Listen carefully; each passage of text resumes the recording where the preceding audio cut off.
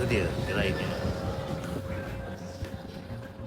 Mami Mila 2A Curry Puff. Dia buka 24 jam. Epok dia panas-panas. Aku nak cuba lah epok dia. Best tak? Epok dia dengan sambal. So depan dia ada kedai Mamak Al Habib. Ni dua je lah, lain tak halal lah. Dua epok dia tak halal.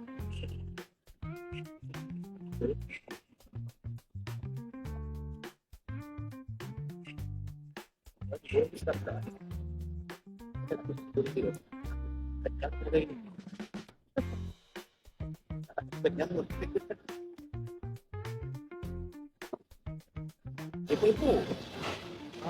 Epok Mila. Mami. 24 jam. Kenapa tugas? Setelah.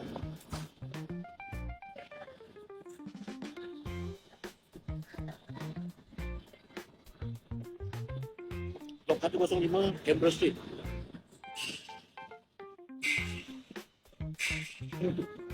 Nampak aku.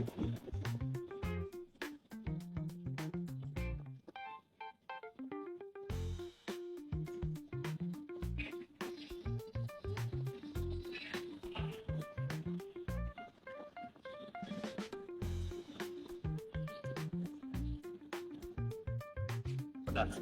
Good. Ini benar kan? Woi tu. Dia tak angin lah. Penuh. Dia penuh.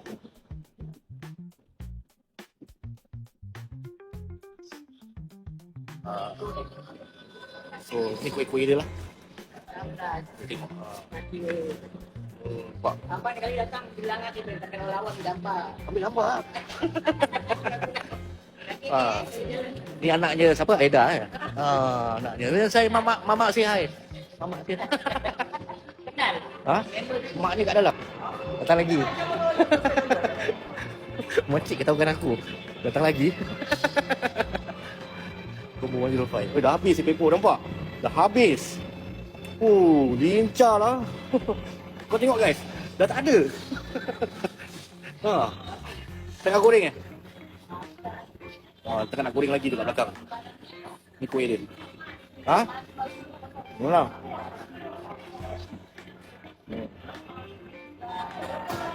Lincah guys. Kentang habis. Lembu habis. Ni apa? Ni sayur? Epok sayur eh? Loh, epok sayur guys.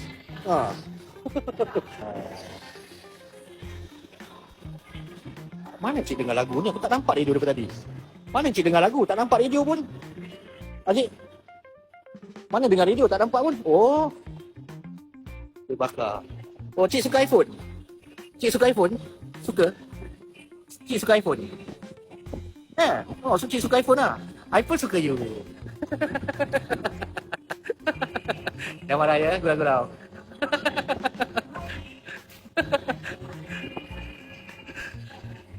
Kilo berapa? Senyum lagi.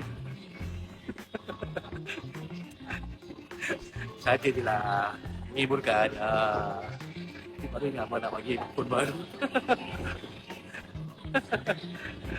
Saja-saja menghiburkan.